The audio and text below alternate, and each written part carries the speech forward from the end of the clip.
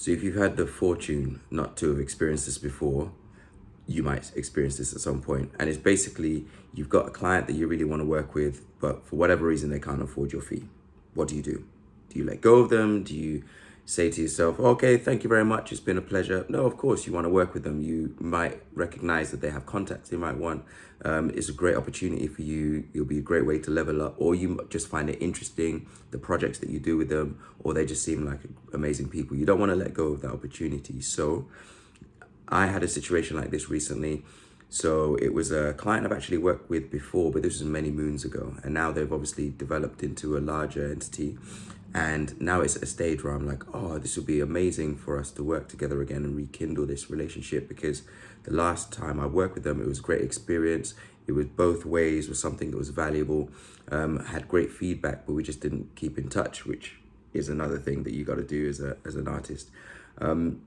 But now they've come back to me. There's like, hey, Andre, remember we worked on these projects. It would be great to have you back to do something similar. But now my fee as Andre has gone up. And so when they gave me the fee, it was very similar to the one I did last time. And I said, you know what, this is actually lower than my minimum fee. This is my minimum fee. Is there any way you can reach that? They go away, they come back and they say, look, you know, for whatever reason, we can't actually meet that. This is our budget that we can reach. The budget is still below what I'm looking for. Now, I could very easily have said, you know, okay, cool, I completely understand, but that's still within, outside of my budget, outside of my minimum. So if anything else comes up that does match within that minimum, let me know. And in the meantime, I might be able to pass them off to someone who is within that budget, right? Because you want to keep the relationship good. You want to keep the relationship fresh. But what if I really want to work with them, which in this case I did. I had sat down and I really had to brainstorm, and I was thinking about it, and what could they offer me that isn't monetary, and probably doesn't require much effort from them, that would be of impact to me financially in the long run. And so I brainstormed a few things and I came up with 10 of them. So if your client can't afford your fee, here are 10 things you can offer in negotiation that have monetary value, but not to them. So number one is, actually, here's a clue. Most of them are about access. What do they have access to that you don't, that you can leverage in the future? So number one is access to funding. So if they are a corporate entity, if they're a government agency, if whatever it is, they might have access to funding pots of money before other people get access to them. They might have a foundation or something of their own that they could connect you with. And because you're being referred by them directly, it will give you more chance of winning that funding. Or if they have funding which is directly related to what you're offering, they might be able to give it to you straight anyway.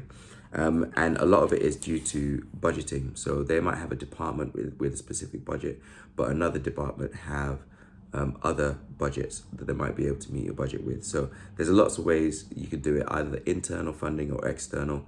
Internal being another department which is providing funding which can offset what they can't offer you. And external funding is they might have access to funding bodies. For example, they might be doing a round of funding where you can be involved in if you were to collaborate with them on that project, right? And another way of funding is if they have a bid writer, for example, who's internal, who will be able to be seconded to you for some time, and that person will be able to do some funding applications for you, which would be huge in the long run. Because if you as a creative can make a relationship with a bid writer, I promise you, your life will be completely different. Because bid writer's whole job is to do funding applications for you.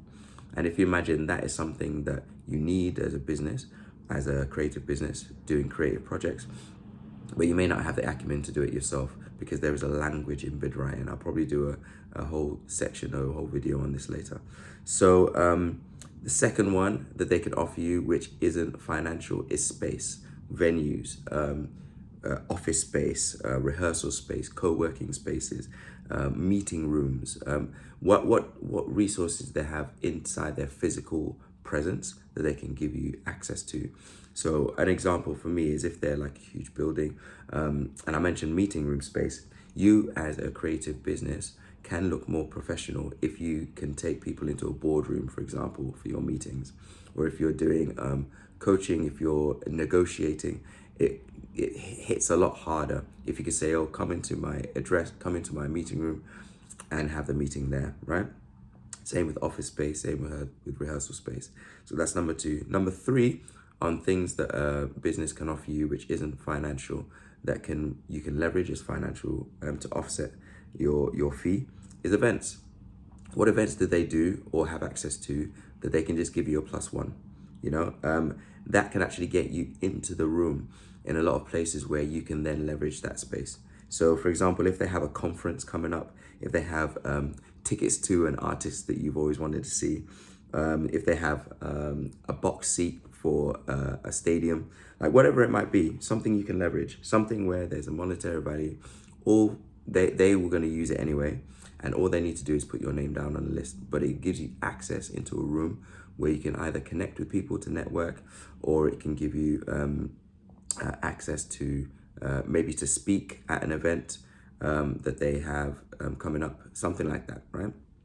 Number four of things that they can offer you, which isn't financial but would have a financial impact for you, is actual network. So if they have a mailing list, if they have international or national clients that they work with that they can give you, they can refer you to. Referrals are huge, by the way. So referrals are basically like word of mouth. I vouch for this person, you should work with them. And if they've worked with you before, this would be a great way for them to give you extra work if they can't afford your fee, and say, look, I can't afford with you, but I can think of 5 people who would want to work with you at your fee. That will definitely be worth the sacrifice. Another way to look at that is other businesses, business lists. So for example, they might have a list of vendors, a list of businesses, as well as clients who might refer to you, that they can give you access to. Maybe they're on a mailing list, and they can give you a feature on that mailing list. All you need to do is send them the copy and the image, and they can put it on there, which give you extra work. Email threads as well. Sometimes I find it really valuable to be part of an email thread. If you know what is happening within an organization because you're in the email thread, you'll be surprised how many people give you acknowledgement based on which email threads you're in. It's like, okay, cool, Andre's actually in the email thread of these top organizations. He must be a valuable person. Let me just reach out to him. I've got his email here. Click, click, click, and reconnect. Number 5 on the list of things they might be able to offer you, which isn't monetary to them, but will be monetary to you, is team. Let's say, for example, they have someone who is a intern who is looking for work, and they might be able to give them to you for a few days, a few weeks, or maybe a month or a few months actually, where they will say to you, okay, cool, we can't offer you this fee, but we do have someone who works in film and they want to be a director. They're doing a lot of short stuff that is going for social media, and they're looking for work to build up their credits for uni, for example. And so we can offer him to you or her to you for the next 3 months, and that will be equivalent to this amount of money, which will be huge for you, right? Imagine having someone who is going to be able to film you everywhere you go. The amount of content that will be. They'll be able to turn that into posts and threads and stories and lives and all this kind of stuff, which would be amazing for you. They might have someone who is in a finance. They might have someone who is, any kind of thing. Another one I've got here, which isn't necessarily under it, which might have come under network, is a mentor. Someone who is in their organization or in their network or in their body, where they can say, okay, we're going to align you with this person. He's done what you're looking to do for X amount of years, and he'll be able to guide you. And so we're going to set up 3 meetings once a month, and they're going to guide you through the processes. They're going to give you their knowledge, and you can ask them anything you want. That is also something that is financially valuable to you, which may not be tangible in terms of, I guess you could say, if I was to hire them out as a consultant, for example, how much would they charge? That is one way to look at it financially. But the impact is going to be exponentially greater than that. Imagine someone being able to say, look out for these milestones, look out for these barriers, and show you how to get around them before they even show up. That's going to save you so much time and money in the long run. So definitely something to think about. Next one, number 6 of things they can offer you, which isn't monetary but is monetary to you, is meetings. If they have a meeting with the head of some organizations or head of some labels or head of some venues or whatever, ask them to, they can offer you to be in the room with them. You don't even need to say anything a lot of the time. Just be like, okay, we have a meeting with the head of directors, with our board, with our trustees. Come in, introduce yourself. I'm going to introduce you as someone who has been working with us all this time. I'm going to introduce you to these people who are influential. They have their own funding bodies, they have their own contacts, and that can exponentially increase the value to you as well.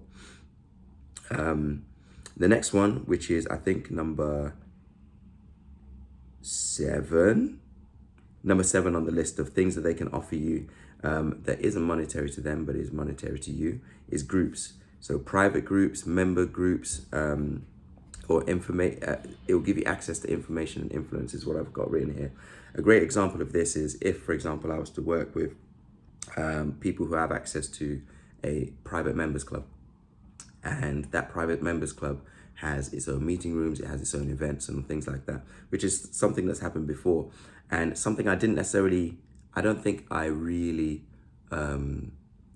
put onus on, or I really realized the value of it until I was in the room or in the space with this, right?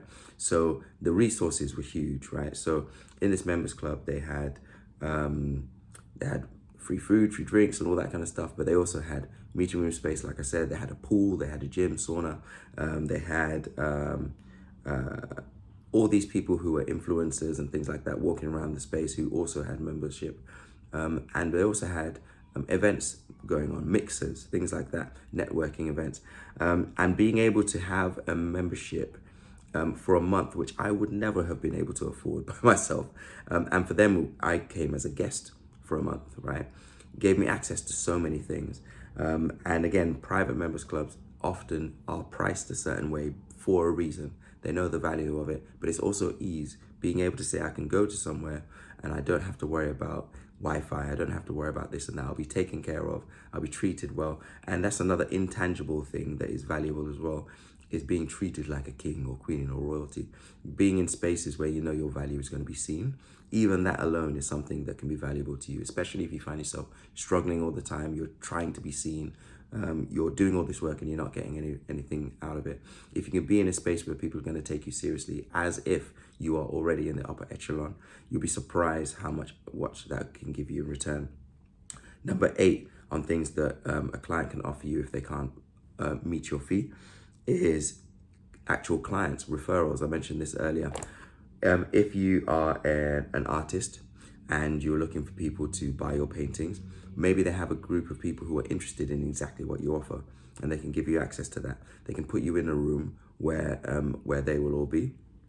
If you're a dancer, for example, and you're looking for theaters and they have an event coming up with heads of theaters who are going to be there, bring you in. And if you're, because obviously there's business to business clients and there's business to consumer clients. So both of those aspects they might be able to have access to. And it's really important to look at it like that, because each client that you can bring onto your roster, onto your list, is another is another customer that can have repeated business if you treat them right. So number 9 on things that they can offer you, which isn't financial to them but is financial to you, is offers, right? Opportunities, let's put it that way. So effectively first refusal. If something comes up and they're looking for an artist, for example, they in their contract say that they will come to you first. And so let's say, for example, there's another round of funding, there's another opportunity or collaboration, there's another funding pot. I mentioned that already, but if there's an artist or an institution that they're working with and they're looking for people, you will be given first refusal because of the relationship you've had with them, because of that you've paid that forward in that way. And then the last thing, which is the only thing that isn't really access of things that they can offer you, which isn't monetary to them necessarily, but is monetary to you, is a project. So let's say, for example, okay, they can't afford my fee, but I know that they've got a recent funding coming up. So they're doing a campaign, they're doing a project coming up, they're doing a show, an event, whatever it is. They can say to you, look, I can't afford you right now, but what can afford you is if you are on the list as part of this project, this event, this circuit, this tour, okay? And so they can say to you, okay, cool, I'm going to put you on, and that's going to be X amount of grand, which is definitely going to offset this, and that's assurance for you, that's certainty that that job will come to you. And that will allow you to collaborate with them on a project as well, which can build the relationship between you two and see you as equals as well, which is really important. I'm definitely going to do a video on that.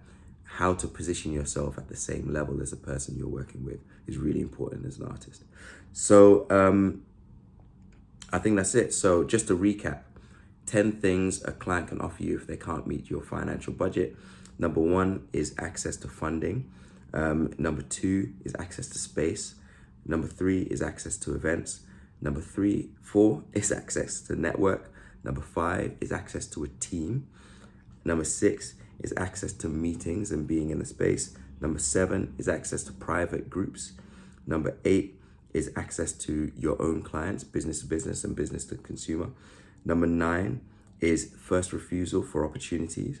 And number 10 is projects for you to collaborate.